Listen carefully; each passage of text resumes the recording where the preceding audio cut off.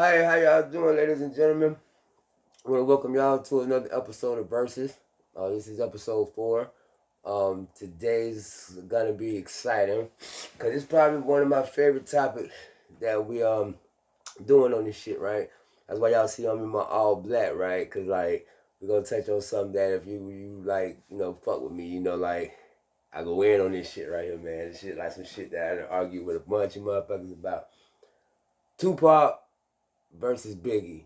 Well, I mean that's gonna be like the general death row, you know what I'm saying? But like for title purposes, we're gonna say Biggie versus Tupac. So without further ado, let's get into it. Something wrong. You don't know what it is, but it's there. Nah, I definitely agree with that shit. Damn, Beretta, man. Fuck. Bro, I know you got bicycle, man, but you gotta think sometimes. Shit. Some of this shit don't even shit. Bro, I was talking to my suckers on the road. Listen, mirror on the wall. Who the realest nigga in it?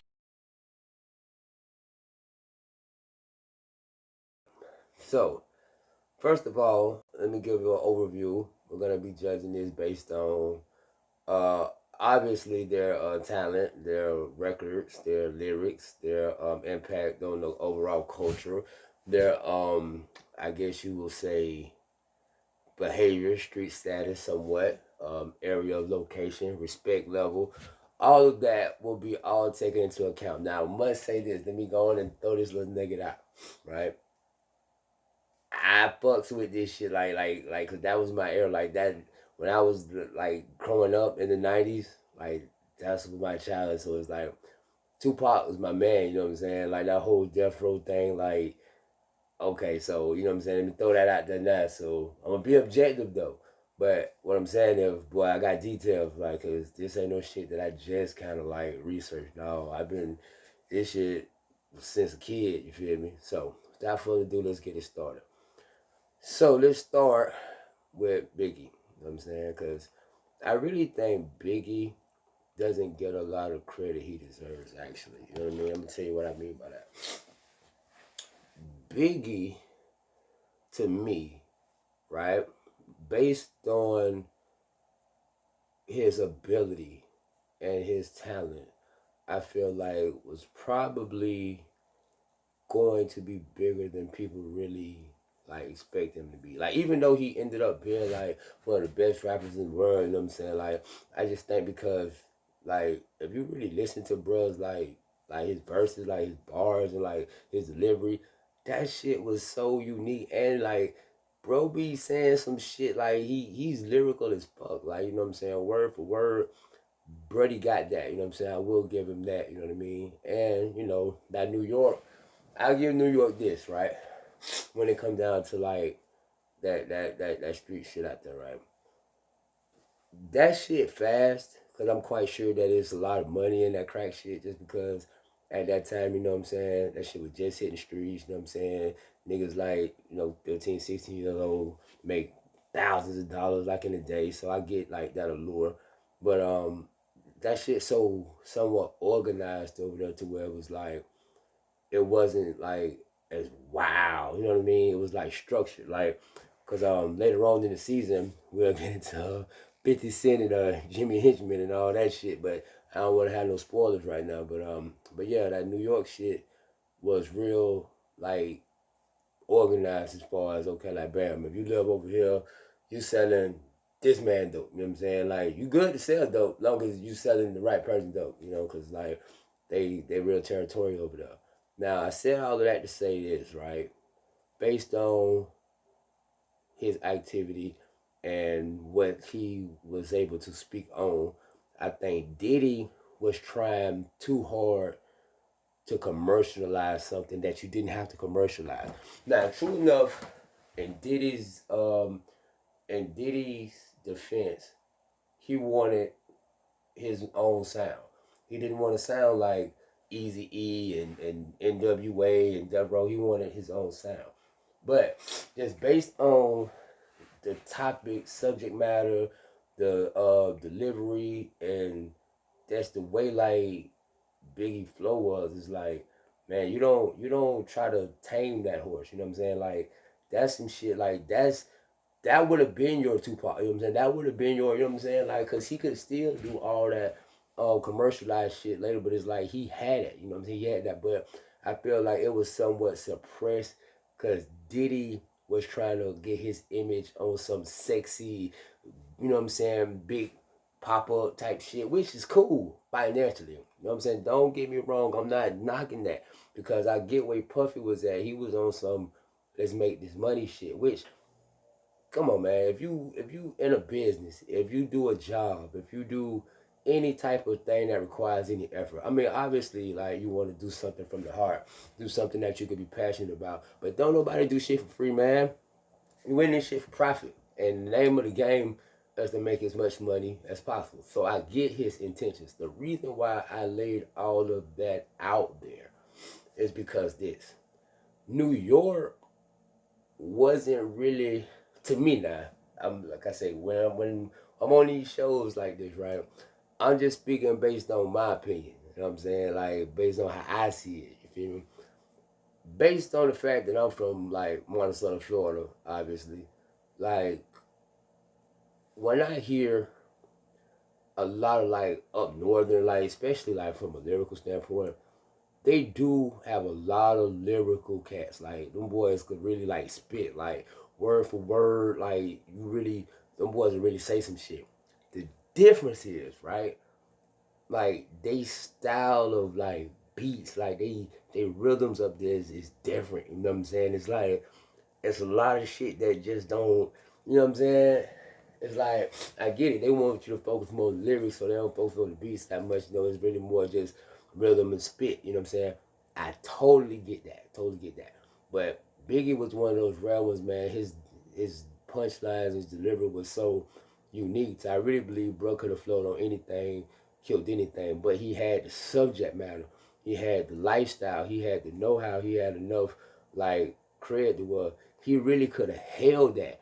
But I think Puff kind of held him back. But word for word, lyrically, like, and like I said, Tupac's my man.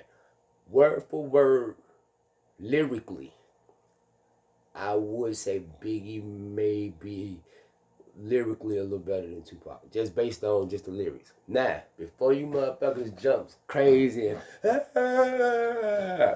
understand what I'm saying? I'm saying word for word, the message, but he's getting across what he's saying and the words he's using to say it, all the complicated shit. Now, what differs in my homie Tupac, right, is totally, totally, totally presentation with Tupac. Meaning, I could give you like a list of the top 10 biggest words in the dictionary, you know what I'm saying? And I could pretty much go down a list of a thesaurus and give you all the words that you probably never heard before. Or a motherfucker could come in this bitch and hit you with some Samuel L. Jackson shit and cuss your ass out from you know what I'm saying, A to Z. Now, those words don't require a big vocabulary, but the passion, you know what I'm saying? Like the you know what I'm saying? It's like you feel that shit. It's similar to like, you know, you motherfuckers go to church, right? It's similar to when you in church and your pastor, you know what I'm saying, preaching that sermon and he's like, ha! You know what I'm saying? Like that shit, like, I what I'm saying is, Pac had that because he was passionate, you know what I'm saying? But it struck me more as we couldn't say what Biggie could have did or could not have done because I just feel like a lot of his shit was kind of more, he had someone holding him back because he wanted to preserve his image, you know what I'm saying? He wanted to be this R&B kind of middle hip hop pop, you know what I'm saying? They didn't want that gruesome like world because back then that shit was what was selling. But I'm gonna throw this caveat to a lot of y'all younger people who may not know. Y'all might be more used to how this entertainment shit is nowadays. Let me tell you something, what I know. Back in the 90s, like 90s, early 80s, shit like that, I'm not talking about a motherfucker who can spit hot fire, motherfucker who got bars. Fuck all that. Before you even talk about a goddamn gangster rap, you better be a gangster first. You know what I'm saying? Them niggas wasn't playing. Cause in those times the rappers was not the big celebrities. the drug dealers and the killers was. You know what I'm saying? Fun fact, right? The whole shit with Tupac that got him fucked up in the Quad Studio and all that shit. Really, if you really want to boil it down, the shit came down to Big Homie. He was already a star, but he wanted to hang around these gangsters. You know what I'm saying? He more impressed with Haitian Jack and all these niggas and how they living in the streets. You know what I'm saying? The way they getting love in the streets. You know what I'm saying? Based on the fact that they in the streets. Keep in mind, this niggas been on movies. I already had albums at that point. But the point is, like, that's where the Carter was. Like, everybody now want to be a celebrity. You know what I'm saying? Back then, the celebrity was the drug dealers, and them motherfuckers was just back in the cut. But I said all that to say this, right? With that being said, the niggas who was, like, rapping about that shit, you couldn't carry yourself a certain way without being a certain way. The reason why I say that is because niggas checking that shit back in the 90s. Like, see, nowadays, man, all this shit is internet, man. All this shit is likes. All this shit is follows, retweets, posts, all that shit. Y'all rarely even see a motherfucker face to face. Y'all see motherfuckers' page. Y'all see a motherfucker post, you know what I'm saying? See, back then, motherfucker pull up on a bitch. Like, them motherfuckers was having source awards and shit where they was even scared to invite the artists who was winning the fucking awards. Cause like them niggas was on some whole other shit. Now, before I get on top, let's get back to this shit now. The reason why I give Biggie the edge lyrically, like we just speaking lyrically, is because if over the years you really take the time to listen to a lot of shit, even with Diddy fucking holding him back and giving him all them pop fucking beats and all that shit, Biggie wordplay and his cadences was different. I give him that. Like he had a flow that, I mean, that shit was just different, unique to just him. Like he spit that shit like only he could spit it. But his presentation couldn't fuck with Pac's on me. Pac was so brass. And me and my homie, shout out to Elsie Humors out there, you know what I'm saying? Tallahassee. I gotta shout him out because me and him disagree on like Tupac's, I guess, overall mentality. I'm not saying Buddy was a super gangster and all this and that. I understand Buddy went to acting school, Juilliard. I understand all that. But this is what I always tell Elsie and anybody else who I'm arguing with that. The consistency level. You can say what you want, whether Buddy be extra, whether he putting on for the cameras, whether he trying to get money. You can debate all of that. When them niggas start waving guns in your face, start pulling them triggers, it's like you can man up or you can bitch up. Like, it's like this. If a nigga within a few feet of you shooting you, you know what I'm saying? To me, whoever you are in that moment is who you are. So if you the type of motherfucker that's on some fuck you bitch, I'm arrogant, kiss my ass, suck my dick, be that same way, keep that same energy. And if you do, whether it's for your betterment or for your harm, hey, you consistent. You know what I mean? And for me, Pac was consistent. Yes, he was arrogant. Yes, he was bold, and he was real mouthy, talked a lot, said shit he wasn't supposed to say. And me personally, I love that. That's what I love. I love that shit, bro, because it was like this. It wasn't supposed to be right. Like, who determines what's right? See, the thing with Biggie, he's getting all this advice from Diddy, and Diddy trying to make all this, and I get that because it's about money at the end of the day. But anytime you have an opportunity to be you or be less than you for $1, that's a real slippery slope, because to a lesser degree, you're diminishing yourself just to get a financial gain, not trusting that yourself and your own presence is worth that same financial gain. You know what I'm saying? Meaning that if you worth $1 billion, you don't have to do nothing to, like, you know what I'm saying? Like, you worth $1 billion. Like, your talent or whatever service you provide is worth that. You don't have to, like, jump through no hula hoops and if you're really confident in yourself.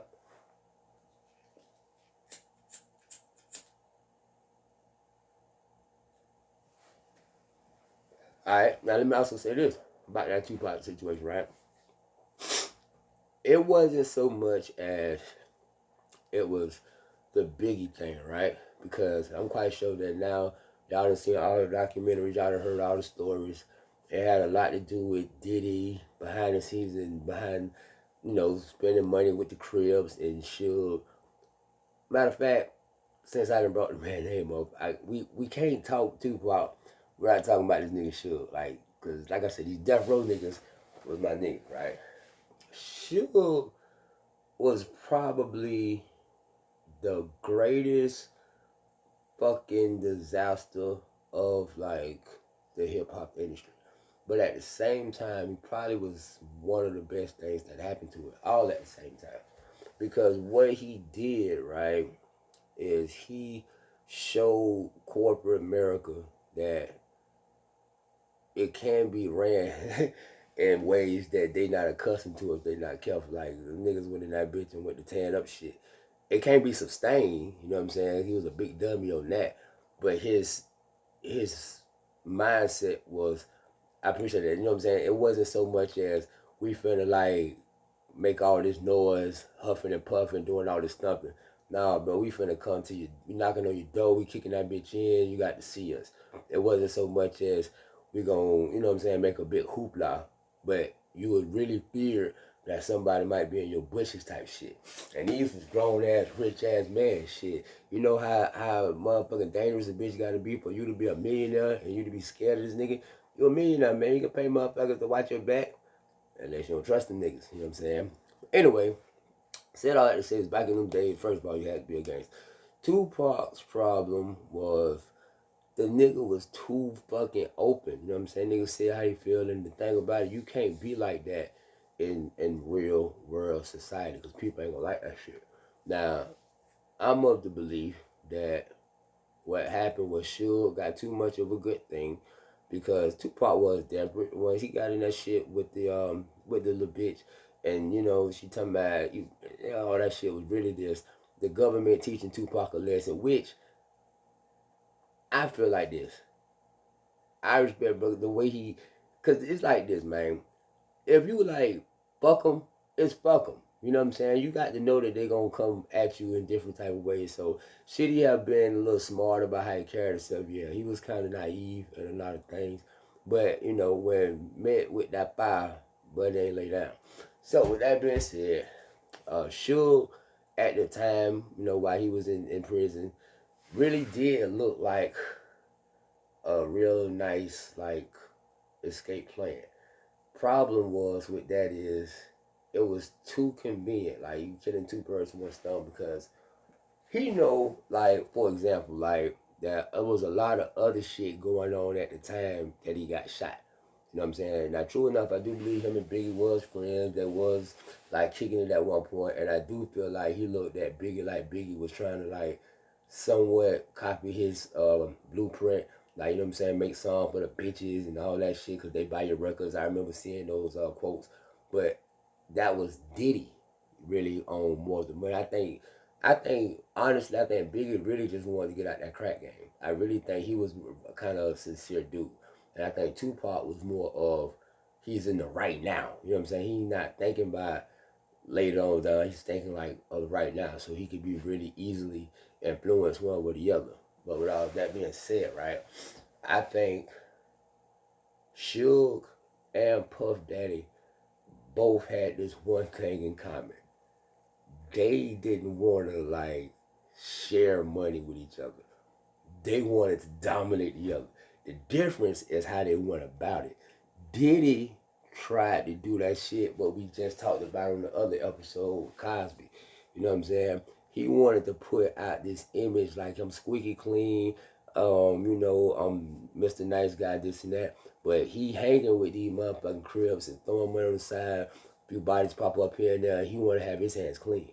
Suge, on the other hand, was more like, man, fuck that nigga. You don't want a bitch all in the video dancing kind of Death Row. So with that being said, Death Row was, to me, the hardest, realest record label that ever will be. The reason I say that, because even motherfuckers on that bitch who ain't split a fucking verse was scared to be up in that bitch. You know what I'm saying? Because them niggas ain't play the fucking radio. But I said all of that to say this. As far as overall impact, I want y'all to keep this in mind. I think Biggie was like 24 when he died. Tupac was, what, 25? So in those short period of time, them niggas changed the world. But in Tupac case, that last year of his life, that nigga got shot, went to prison, was on top of the world, and got murdered all within the span of a few months. Dropped some of the most class. Like, the nigga was just so relentless. And it's like he didn't slow down and stop. So as far as overall impact on the culture, Tupac is in a league of his own. But I do want to give Biggie his respect because I think lyrically Biggie always gets overlooked based on the fact that a lot of shit just was Diddy pointing and picking. Like, if you really like take the time, and that's what you gotta do with them New York niggas, man. Like, if you really take the time and listen to them niggas lyrical. Like, they say some shit that you be like, whoa, you know what I'm saying? But most of that shit gonna be hidden in some like weird, you know what I'm saying? Like, you know what I mean? And I get it, cause like if you're a real lyrical person, you don't really care about the beat like that. You really want some shit that you can just spit your lyrics. But what Pop had, and it's a few people that got that, his presence. It's like, when he said you feel it, you know what I'm saying? And it's like, that shit sets him apart. He can say the simplest line. He can say the simplest rhyme, and you gonna feel it so much more than somebody who said the most complicated sentence that you ever heard. So, obviously for me, it's still Tupac. Even though I give Biggie the nudge lyrically, as far as overall impact, overall like dominance, even though a lot of that shit was overblown, and I really think Biggie probably ended up losing the most in that situation, because I think over time Biggie probably would have been recognized as the better rapper. I'm just being honest, like Tupac my dog. That's my man. I'm just being objective. I think if they would have stayed alive over time, Biggie would have been recognized as the better lyrical rapper. Not necessarily me he gonna sell the most records or have the best records, because Tupac just had so much energy, and that nigga was just so live and so like heart wrenching with the shit that he's saying. Then he got these niggas behind him that might come knock on your door if you say something different. So it's like, but just word for word, Biggie had that. Now, I'm gonna see y'all again next week, where we're gonna have another good topic. And we're gonna keep this shit right, man. Thank y'all for watching WSBG Network. This has been Versus. Yeah.